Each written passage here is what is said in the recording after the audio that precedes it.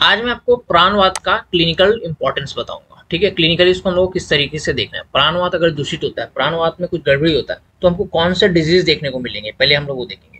तो वो सब समझने से पहले अपने को देखना है कि ये जो प्राणवात है, ठीक है, ये हमारे बॉडी में प्रेजेंट कहाँ पे होता है। देखो, जो चीज जहाँ पे प्रेजेंट होता है वही जब वहां पे दूषित होगा तो उससे रिलेटेड ही डिजीज होगा। तो प्रेजेंट कहाँ पे होता है, हमारे हेड में होता है। ठीक है, दूसरा कहाँ पे होता है, उर यानी कि चेस्ट में होता है, हार्ट में प्रेजेंट होता है, थ्रोट में प्रेजेंट होता है, नोज में प्रेजेंट होता है, टंग में प्रेजेंट होता है। तो जो डिजीज होगा इसी से रिलेटेड होगा। देखो, हर दोष का स्थान ध्यान में रखो। जब वो वहां पे दूषित होगा तो उसी से रिलेटेड जो ऑर्गन होगा, उसी से रिलेटेड जो भी पार्ट होगा, वहीं पे अपने को डिजीज देखने को मिलेगा। तो हम लोग को फिर ट्रीटमेंट किसका करना पड़ेगा, उसी दोष का, स्पेसिफिक दोष का अपने को ध्यान लगा के ट्रीटमेंट करना है। ठीक है, तो अब जैसा मैंने बताया प्राणवात, लोकेशन मैंने बता दिया। अब उसका हम लोग कार्य देखेंगे, उसका फंक्शन क्या है। तो सबसे पहला ब्रीथिंग, श्वसन क्रिया जो होता है, सांस लेने का जो क्रिया है उसमें हेल्प करता है। स्वॉलोइंग मीन्स अन्न को जो ग्रहण करने का काम है वो करता है। स्पीच मीन्स बोलने में, ठीक है, बोलने का जो प्रक्रिया है, जो प्रकृति, उसमें वो हेल्प करता है बोलने का। Sense of smell and taste, देखो सांस ले रहे हैं हम लोग, ठीक है, वो अच्छी बात है। स्मेल जो आ रहा है, जो टेस्ट आ रहा है, वो भी किस पे डिपेंड करता है, प्राणवात में। ठीक है, चेतना ये कौन बताता है अपने को, प्राणवात कहाँ पे प्रेजेंट है, हेड में। स्नीजिंग हो गया, कफी हो गया, बल्चिंग हो गया, ये सब कौन करता है, प्राणवात करता है। ठीक है, तो अब इससे रिलेटेड अगर इसमें कुछ गड़बड़ी हुआ तो इससे रिलेटेड डिजीज देखने को मिलेगा। तो अब इससे रिलेटेड हम लोग डिजीज देखते हैं। तो डिजीज में सबसे पहला क्या देखने को मिलेगा, अस्थमा देखने को मिलेगा। श्वास, सांस लेने में दिक्कत होगी, पेशेंट ऐसा कंप्लेन करेगा मुझे दम लग रहा है सांस लेने में। कफ, खांसी जो है ये इसके वजह से होता है। ठीक है, सर्दी खांसी जुकाम बोलते हैं जो हम लोग, ये सब इसके वजह से होगा। किसके वजह से, प्राणवात के दूषित होने की वजह से। हिक्की, हिचकफ, ये भी प्राणवात के दूषित होने की वजह से होता है। मूर्छा, फेंटिंग, फेंटिंग बोलेगा तो चक्कर आता है ना जैसे, ओके। अपस्मार, एपिलेप्सिया, ठीक है, उन्माद, साइकोसिस, ये सब किसके वजह से होगा, प्राणवात के डिफिकल्टी दूषित होने की वजह से होगा। तो देखो, एपिलेप्सिया अटैक आ रहा है, उन्माद आ रहा है, तो समझ जाओ कि प्राणवात इस पेशेंट का दूषित है। ठीक है, क्योंकि ये हेड रीजन में भी प्रेजेंट होता है। क्लियर एकदम। वॉइस से रिलेटेड इशू होगा उसको, जो सेंस ऑफ स्मेल है, टेस्ट है, ये लॉस हो जाएगा, मतलब उतना अच्छे से उसको स्मेल नहीं होगा। ठीक है, उतना अच्छे से उसको टेस्ट नहीं होगा, तो समझ जाओ कि प्राणवात दूषित हो गया। कोविड में क्या हो रहा था, तो कोविड में क्या हो रहा था, तो कोविड में पूरा का पूरा प्राणवात दूषित होने का संकेत दिख रहा था। देखो, उसमें भी क्या होता था, सेंस ऑफ स्मेल जो है, टेस्ट है, थोड़ा सा चला जाता था। उसमें क्या होता था, कफिंग आता था, ब्रीथिंग में डिफिकल्टी होता था। तो दिख रहा है हमारा जो प्राणवात है वही दूषित हो रहा था। समझ में आ रहा है, ओके। हिस्ट्री पेशेंट से हम लोग क्या पूछेंगे तो समझ में आएगा। तो पेशेंट से पूछने का, सांस लेने में डिफिकल्टी हो रहा है, पेशेंट ऐसा कंप्लेन करेगा, हाँ ब्रीथिंग में डिफिकल्टी हो रहा है, चोकिंग जैसा ऐसा लग रहा है, दम जैसा लग रहा है, ठीक है, ऐसा लग रहा है हमारा गला किसने दबा दिया, ऐसा बोलेगा patient. Loss of voice, patient ऐसा कंप्लेन करेगा मेरे कि वो बोल नहीं पा रहा है, फिर बोलने में दिक्कत आ रहा है, ये सब बताएगा। उसका जो टेस्ट स्मेल है, इसका सेंस लॉस हो जाएगा। ठीक है, मेंटल कंफ्यूजन देखने को मिलेगा, वर्टिगो देखने को, वर्टिगो बोलेगा तो चक्कर, ठीक है, फेंटिंग, ठीक है, मूर्छा, इस टाइप का पेशेंट कंप्लेन करेगा। अपर रेस्पिरेटरी ट्रैक उसका सूख जाता है, ऐसा पेशेंट बोलेगा। फिर अब जब हम लोग उसका एग्जामिनेशन करेंगे तो एग्जामिनेशन क्या करना है, उसका पल्स देखना है। पल्स देखोगे तो कैसा दिखेगा, वात प्रकोप साइन दिखेगा। वात प्रकोप साइन मतलब क्या होता है, जो उसका पल्स जब भी देखोगे, देखो मालूम है पल्स कैसे देखना है, इंडेक्स फिंगर के नीचे देखोगे तो लो वॉल्यूम पल्स दिखेगा, मतलब उसका वॉल्यूम कम होगा। वॉल्यूम कम ज्यादा क्या होता है, वॉल्यूम कम ज्यादा ये होता है जब हम आप लोग अपने नर्व्स को अभी हाथ लगाओ, जब हाथ लगाओगे तो जो ब्लड है उसके नीचे से जो फ्लो हो रहा है, जब बहुत तेजी से हमारे उंगली पे लगेगा ना तो वो हाई वॉल्यूम होगा, जब बहुत धीरे धीरे धीरे हमारे उंगली के नीचे लगेगा ना वो लो वॉल्यूम हो गया। तो उसका कैसा वॉल्यूम कैसा होगा, लो वॉल्यूम और इरेगुलर होगा। टंग कैसा होगा उसका, ड्राई होगा, ट्रिम्बलिंग होगा। वॉइस कैसा होगा उसका, वीक होगा, एकदम धीरे धीरे बोलेगा। चेस्ट ऑस्कल्टेट करेंगे तो उसमें अपने को विजिंग और क्रैकल साउंड सुनने को मिलेगा। उसका अगर हम लोगों को मेंटल स्टेटस चेक करना है तो क्या बोलेंगे, उसका अलर्टनेस देखेंगे। अगर अपने ओपीडी में आता है तो उसका देखो कि चीज़ों को लेकर उसका अलर्टनेस कैसा है, उसका फोकस कितना है, उसका मेमोरी चेक करो, इससे समझ में आएगा कि वो दिमागी रूप से कितना मजबूत है। ठीक है, तो इससे हम लोग ये जो उन्माद है, अपस्मार है, इसको हम लोग चेक कर सकते हैं। क्लियर हो गया। आजकल अगर किसी का मेंटल स्टेटस चेक करना है तो उसका व्हाट्सअप का या फिर इंस्टाग्राम का स्टोरी देखो, स्टेटस देखो, तुमको समझ में आ जाएगा कि वो दिमाग से कितना पैदल है। क्लियर हो गया। अभी हम लोग ऑस्कल्टेट करेंगे चेस्ट, तो इससे अपने को उसका जो चेस्ट रीजन है इसका एग्जामिनेशन हो जाएगा। तो इस तरीके से हम लोग प्राणवात को क्लिनिकली पढ़ सकते हैं। ठीक है, तो मैं 12 बोलता हूँ, मैं भी अगली बार जो होगा दूसरा वात लेंगे हम लोग, प्राण उदान, ये सब वात देखेंगे, तो उसका लोकेशन ध्यान में रखो, इससे रिलेटेड डिजीज ध्यान में रखो। तो इससे क्या होगा, आप लोगों को क्लियर हो जाएगा कि अच्छा ये दूषित है, इसका मतलब प्राणवात दूषित है। ठीक है, आज हम लोग देखने वाले हैं उदानवाद। जिस तरीके से हम लोग पिछले लेक्चर में प्राणवाद के बारे में पढ़ा था, आज हम लोग उदानवाद देखेंगे। तो सबसे पहले ये जो छोटे छोटे वाद के जो प्रकार हैं, 5 प्रकार, इसके स्थान पता होना बहुत जरूरी है, क्योंकि जो स्थान पे है वहां पे अगर दूषित होता है तो उसके वजह से जो डिजीज होते हैं उसको, वो अगर हम लोग को पता होगा तो ही हम लोग अच्छे से ट्रीट कर सकते हैं। जैसे अभी उदानवाद जो है ये कहाँ पे प्रेजेंट होता है, तो ये प्रेजेंट होता है चेस्ट में, उर स्थान पे, कंठ में मीन्स थ्रोट में, नोज नासिका में, और नाभि में, ठीक है, नेवल रीजन में। इसके काम क्या है ये अपने को पता होना चाहिए। देखो, इसके काम में गड़बड़ी होगा तो उससे रिलेटेड डिजीज अपने को देखने को मिलेगा। तो काम में गड़बड़ी कब होगा, जब ये उदानवाद दूषित होगा। क्या होगा, उदानवाद दूषित होगा। इसका काम क्या है, तो सबसे पहले क्या करता है, जो सिंगिंग है, ठीक है, स्पीच है, इसमें ये हेल्प करता है, मतलब ये इनिशिएट करता है कि किस तरीके से हम लोग बोल सकते हैं, बोलने में मदद करता है। ठीक है, ऐसा हम लोग समझ सकते हैं, सिंगिंग में मदद करता है। ठीक है, गवर्न्स वॉलंटरी इफर्ट, प्रयत्न मीन्स कोई भी काम करने के लिए जो प्रयत्न, जो इफर्ट लगता है, वो उदानवाद की वजह से आता है। मीन्स जो वॉलंटरी एक्शन है, मुझे हाथ उठाना है, पैर उठाना, जो भी है, ये वॉलंटरी एक्शन जो भी होगा ये उदानवाद करेगा।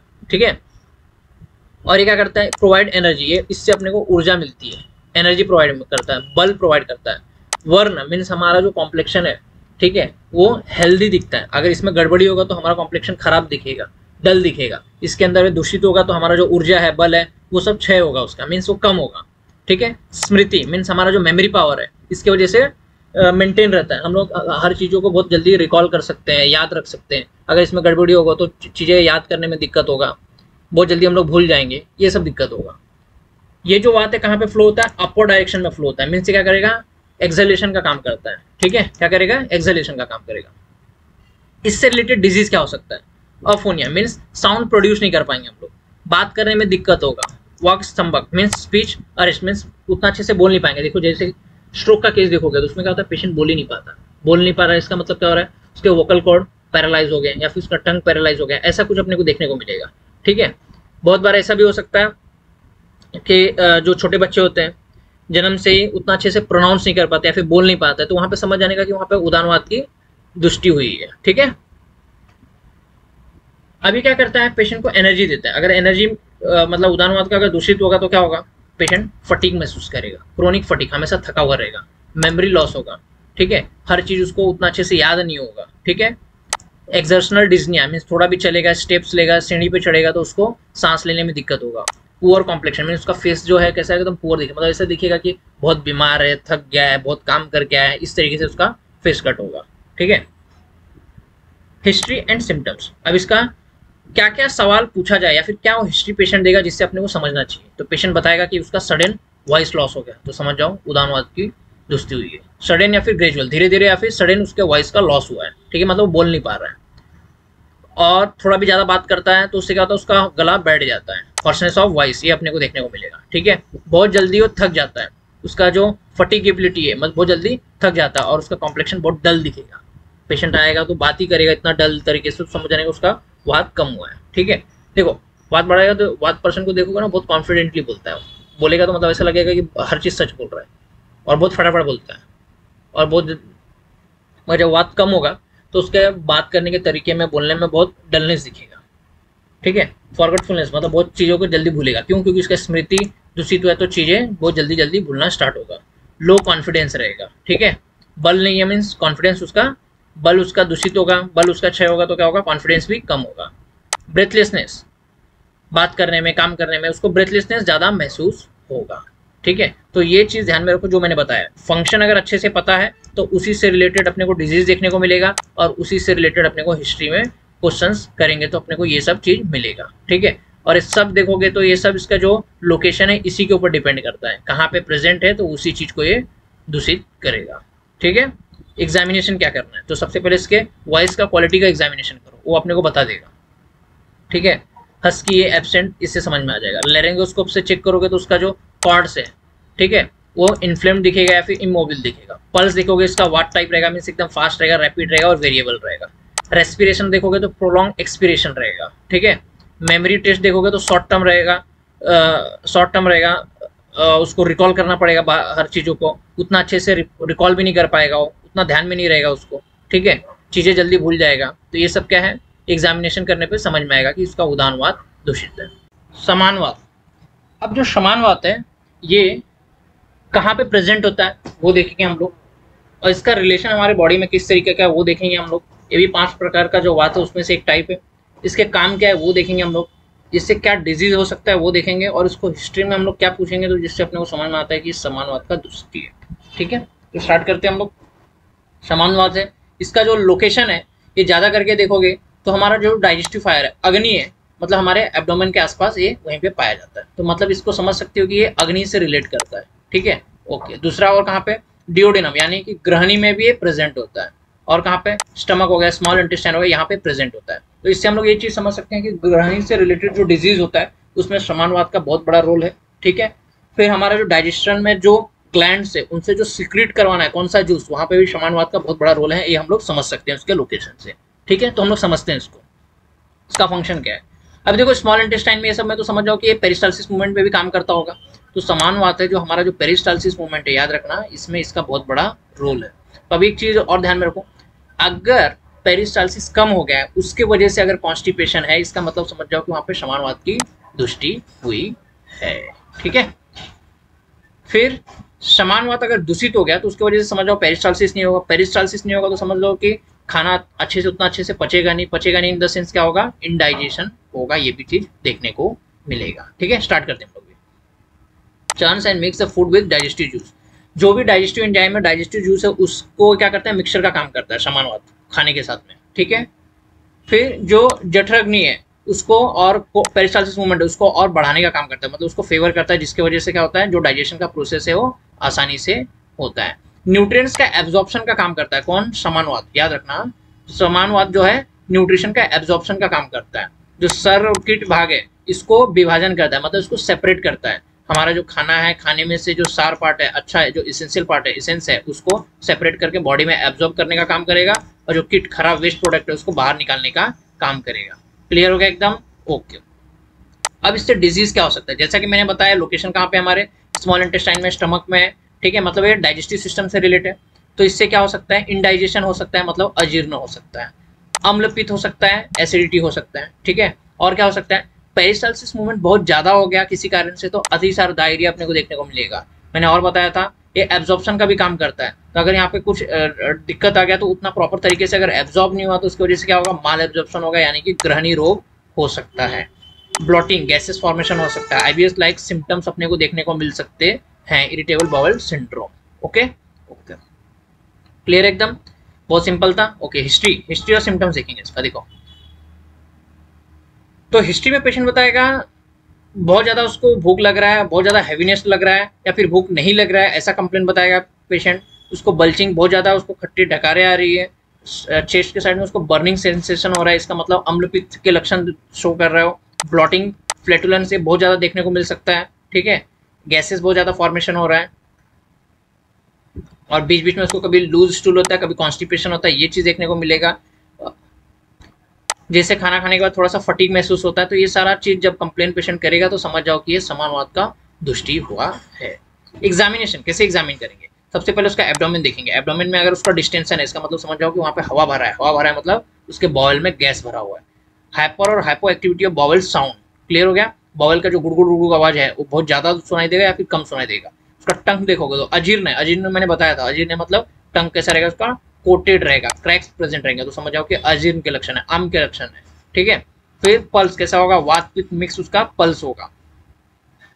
स्टूल एग्जामिनेशन करोगे तो अनडाइजेस्टेड फूड देखने को मिलेगा, म्यूकस देखने को मिलेगा उसमें अपने को, अनडाइजेस्टेड फूड म्यूकस मिलेगा। पाल्पिटेशन जो देखोगे तो इपिगैस्ट्रिक टेंडरनेस अपने को देखने को मिलेगा। ये सारा चीज अपने को कंप्लेन देखने को मिलेगा।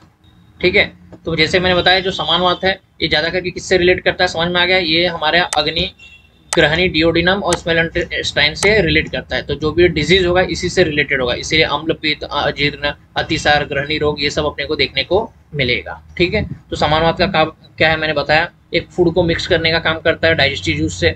ठीक है, दूसरा पेरिस्टाल्सिस मूवमेंट को फेवर करता है, आहार को एब्जॉर्प्शन का काम करता है, सर्किट का विभाजन करने का काम करता है। तो ये 4 काम करता है, ये ध्यान में रखो।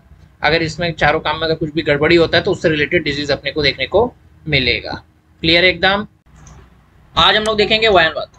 अब ये वयनवात जो है हमारे बॉडी में प्रेजेंट कहाँ पे है, पहला वो देखेंगे हम लोग, फिर इसके फंक्शन क्या है, डिजीज क्या हो सकता है, क्या हिस्ट्री लेंगे तो अपने को समझेगा कि वैनवाद की दृष्टि हुई है, ठीक है, क्या लक्षण से अपने को समझेगा, ये सब हम लोग आज देखने वाले हैं। तो वैनवाद जो है हमारे बॉडी में प्रेजेंट कहाँ होता है, तो ये प्रेजेंट होता है हमारे हार्ट में, हृदय में। कहाँ पे प्रेजेंट होता है, हृदय में, हार्ट में प्रेजेंट होता है, और ये हमारे पूरे बॉडी में सर्कुलेट होता है, थ्रू आउट द बॉडी ये क्या होता है, सर्कुलेट होते रहता है, ठीक है, ओके। अब समझ लो हमारे बॉडी का जो सर्कुलेटरी सिस्टम है, ठीक है, ये पूरा सर्कुलेटरी सिस्टम कौन कंट्रोल करता है, फिर ये वैनवाद कंट्रोल करता है, right. Drive systemic circulation of blood and nutrients, तो मतलब हमारे बॉडी में जो न्यूट्रिएंट्स का हेर फेर होता है, पूरे ब्लड का जो सर्कुलेशन हो रहा है, इसके लिए वैनवाद बहुत बड़ा रिस्पॉन्सिबल है, पहला बात। दूसरा, हमारे बॉडी में जितना भी मूवमेंट होता है, जिसको हम लोग फ्लेक्शन बोलते हैं, एक्सटेंशन बोलते हैं, साइड बाय साइड जो मूवमेंट होता है, जिसको हम लोग अकुंचन, प्रसरण, गमन बोलते हैं, ये सारा का सारा जो मूवमेंट है ये कौन करता है, वैनवाद करता है। फिर से जो हमारा ब्लिंकिंग है, जैसे फेशियल एक्सप्रेशन हो गया, माइक्रो मोशन हो गया, जितने भी ब्लिंकिंग हो गया, फेशियल एक्सप्रेशन हो गया, जो स्किन के मूवमेंट है, स्वेट ग्लैंड है, उसका स्वेटिंग कब करना है कब नहीं करना है, ये सारा कौन कंट्रोल करता है, वैनवाद कंट्रोल करता है, ठीक है। अभी मान लो अगर हमारे बॉडी में एक्सेस स्वेट हो रहा है, इसको कंट्रोल कौन करेगा, तो ये वैनवाद कंट्रोल करेगा। क्लियर हो गया एकदम। अब तुम लोग एक चीज और बताता हूँ मैं, ऑटोनॉमस नर्वस सिस्टम पता है आप लोगों को, ओके। ऑटोनॉमस नर्वस सिस्टम देखो किस तरीके से हमारे कार्डियक की एक्टिविटी को, बरोबर है, हमारे स्वेट ग्लैंड को कंट्रोल करता है, ठीक। वैनवाद भी उसी तरीके से हम लोग ऐसा रिलेट कर सकते हैं कि ये उसको कंट्रोल करता है। ऑटो मतलब अभी वात सिस्टम देखोगे ना, वात दोष, ये हम लोग ना नर्वस सिस्टम से ना लिटिल बिट उसको रेगुलेट कंपेयर कर सकते हैं, क्योंकि वात का जो काम है और नर्वस सिस्टम का काम है लगभग सिमिलर है। तो नर्वस से रिलेटेड जितने भी डिजीज हैं और वात से रिलेटेड जितने भी डिजीज है देखोगे तो लगभग सबका ज़्यादा करके अपने को समांतर देखने को मिलेगा।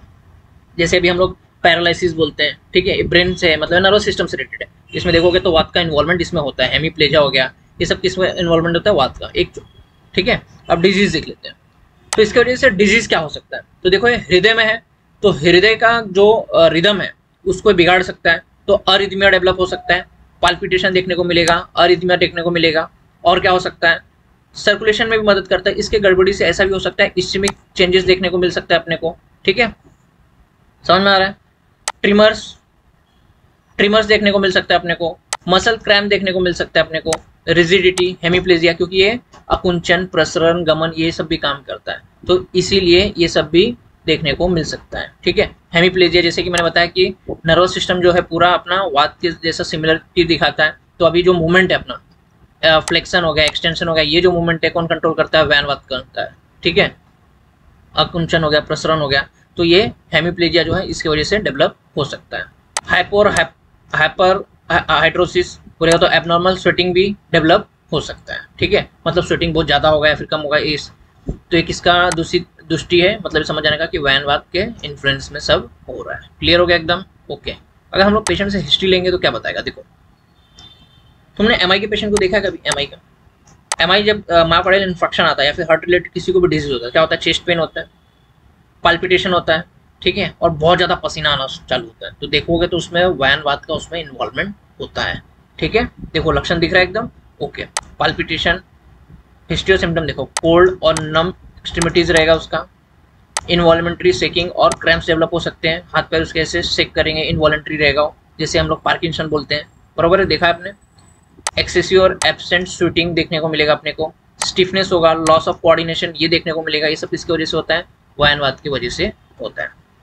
अभी मैं बहुत बार पेशेंट देखता हूँ, जैसे भी हमारे आईसीयू में हम लोग क्या करते हैं, देखो ज़्यादा करके ना आईसीयू के जो पेशेंट होते हैं, जैसे अगर इरेगुलर पल्स दिख रहा है तो वहाँ पे मैं कुछ ड्रग दे देता हूँ, जैसे मतलब अगर मैंने बस्ती दे दिया तिल का, तो बहुत बार मैंने देखा है कि ना जो अरिथमिया है वो थोड़ा सा कम देखने को मिला है। जैसे मॉडर्न का एलोपैथी ड्रग भी चालू रहता है, प्लस मैं कभी कभी उन लोगों को बस्ती देता हूँ तो देखा हूँ कि अरिथमिया भी कंट्रोल होता है, पहला बात। दूसरा, एक हृदय निरोध करके एक रस आता है, वो हम लोग दे सकते हैं, जिसकी वजह से जो क्या बोलते हैं कार्डियक जो अरिथमिया है वो कम हो सकता है। और सोचो और क्या कर सकते हैं, देखो अरिथमिया बोलेगा तो हार्ट से रिलेटेड मतलब क्या, उसको वैनवाद को अपने को कंट्रोल में लाना है। दूसरा, इसको नर्वस सिस्टम से सोचोगे तो ब्रेन से भी जो सर्किट जो जा रही है हार्ट को, वेगस नर्व, वो भी इसके एक फैक्टर है जो हार्ट रेट को इंक्रीज कर रहा है। तो हम लोग क्या कर सकते हैं, सिरोधारा दे सकते हैं हम लोग, और क्या कर सकते हैं पेशेंट में, तो हम लोग उसको जटामासी फांड दे सकते हैं, ठीक है, ये सब चीज़ हम लोग दे सकते हैं, अर्जुन अरिस्ट भी दे सकते हैं हम लोग, तो ये सब चीज़ ध्यान में रखो, ठीक है। इसका एग्जामिनेशन, पेशेंट का पल्स देखोगे तो कैसा होगा, इरेगुलर एम्पलीट्यूड देखने को मिलेगा, उसका इरेगुलर पल्स रहेगा, अपने को टकीकार्डिया देखने को मिलेगा, सुप्रावेंट्रिकुलर टकीकार्डिया देखने को मिल सकता है, बीपी रहेगा और लाइबल रहेगा, स्किन कैसा रहेगा, ड्राई और क्लैमी रहेगा, ठीक है। मोटर एक्सट्रीमिटीज कैसे रहेगा, अपने को ट्रिमर्स देखने को मिलेगा, पावर लॉस देखने को मिलेगा, ठीक है। कैपिलरी रिफिल टाइम चेक करना चाहिए अपने को कि कितने देर में उसका जो कैपिलरी है भर रहा है। ये कैसे देखेंगे आप लोग, उसके नेल बेड को प्रेस करो, देखो नेल बेड को जैसे प्रेस करोगे पूरा व्हाइट हो जाएगा, जैसे छोड़ोगे तो देखो तुरंत लाल होता है। अब देखो उसमें टाइम कितना लग रहा है, तो इससे हम लोग कैपिलरी रिफिल टाइम भी चेक कर सकते हैं। पेरिफेरल पल्स देखेंगे तो वहाँ पे अपने को समझ आएगा कि सर्कुलेशन कैसा है। ये सब वैन बात के इन्फ्लुएंस में चलता है, ठीक है। स्वेट टेस्ट हम लोग दे सकते हैं कि उसका स्वेट कितना ज़्यादा है कितना कम है, ये हम लोग देख सकते हैं, राइट। तो पल्स का जो मूवमेंट है देखो, और पेरिफेरल बोलेगा तो अभी हमारे जो पैर के जो पल्स हैं वो देखोगे, उसमें अगर अपने को कम ज़्यादा दिख रहा है तो समझ जाओ कि वैन बात जो है उतना इन्फ्लुएंस में काम नहीं कर रहा है, ठीक है। समझ में आ रहा है कि नहीं आ रहा है? ओके। तो मैंने जो चीज़ बताया अभी, कुछ ड्रग बताया, ये सब हम लोग ना आईसीयू में देखोगे तो ये सब चीज़ अपने को ध्यान में रहना चाहिए कि कौन से जगह पे कौन सा वात है, तो हम लोग उसको उस हिसाब से कंट्रोल कर सकते हैं, अपने को समझ जाएगा कि इसकी दृष्टि हुई है। क्लियर एकदम? ओके। तो अभी छोटा सा टॉपिक मैंने बहुत क्लिनिकली बताया आप लोगों को। अभी हम लोग देखेंगे अपानवात। तो अपानवात का लोकेशन हम लोग देखेंगे, ये वात दोष का 5वां प्रकार है, ठीक है। अब इसका लोकेशन देखना है, इसका फंक्शन देखना है, इससे रिलेटेड डिजीज देखेंगे। अपानवात प्रेजेंट कहाँ होता है?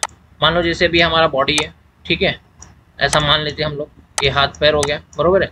तो ये जो रीजन है पेल्विक गर्डल और रीजन, यहाँ पे अपानवात लोकेटेड होता है। पेल्विक गर्डल में जो ऑर्गन आते हैं, चाहे वो बस्ती आने दो यानी कि ब्लैडर हो गया, ठीक है, फिर वो चाहे गर्भाशय आने दो, रेक्टम आने दो, मिड बोलेगा तो जेनाइटल्स हो गया, ठीक है, लोअर एब्डोमेन का पूरा पार्ट हो गया, जैसे पेल्विक फ्लोर हो गया, कोलन हो गया, इस सब में क्या होता है, अपानवात यहाँ पे प्रेजेंट होता है। अब ये अपानवात काम क्या करता है? तो ये जो स्टूल है, स्टूल को बाहर निकालने में मदद करता है। अभी जैसे हम लोग वॉशरूम के लिए जाते हैं, संडास करते हैं, तो जो प्रेशर जनरेट करता है, जो फटक से मल को बाहर निकालने का काम करता है, एक्सपेल करने का काम करता है, वो अपानवात करता है। यूरिन को बाहर निकालने का काम कौन करता है? अपानवात करता है। Govern semen and menstrual flow, जो सीमेन बाहर निकलता है सेक्सुअल एक्ट के टाइम पे, जो सीमेन बाहर निकलता है तो अपानवात की वजह से निकलता है। मेंस्ट्रुअल फ्लो कौन करता है? तो मेंस्ट्रुअल फ्लो का काम कौन करता है? अपानवात करता है। चाइल्ड को बाहर निकालने का, जब बर्थ के टाइम पे देखो हम लोग मॉडर्न में देखते हैं कि वहाँ पे ऑक्सीटोसिन हार्मोन रिस्पॉन्सिबल है, जो यूट्रस को कॉन्ट्रैक्ट करवाता है और बर्थ बेबी को बाहर निकालता है। तो आयुर्वेद में ऐसा बोला जाता है कि अपानवात ये काम करता है। तो देखो ऑटोनोमस नर्वस सिस्टम और वायु में बार बार बता रहा हूँ कि वात दोष दोनों लगभग सिमिलर काम करता है। अभी ऑटोनोमस नर्वस सिस्टम के इन्फ्लुएंस में यूट्रस कॉन्ट्रैक्ट होता है, सीमेन बाहर निकलता है, और ठीक यहाँ पे भी अपानवात जो है उसी के इन्फ्लुएंस में काम करता है, ठीक है। जो एब्डोमेन में गैसेस होते हैं, गैसेस को बाहर निकालने का काम कौन करता है? फ्लैटस ये जो कौन काम करता है? अपानवात करता है। क्लियर हो एकदम? तो इससे रिलेटेड अब डिजीज देख लेते हैं। तो कौन कौन सा डिजीज हो सकता है? देखो फिकल मैटर और यूरिन, अगर ये बाहर नहीं निकला तो क्या होगा? रिटेंशन होगा। फिकल मैटर अगर बाहर नहीं गया तो क्या होगा? कॉन्स्टिपेशन होगा। क्या होगा? विबंध होगा, मल विबंध होगा, कॉन्स्टिपेशन होगा।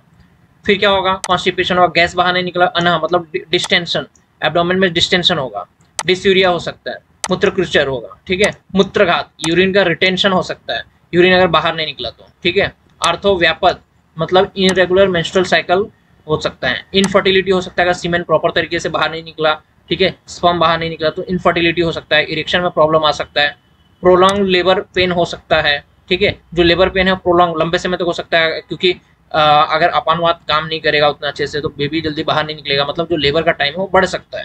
यूट्रिन प्रोलैप्स हो सकता है, ठीक है, जो यूट्रस है वो प्रोलैप्स होकर बाहर आ सकता है। ये सब डिजीज अपने को अपानवात से रिलेटेड देखने को मिलेगा।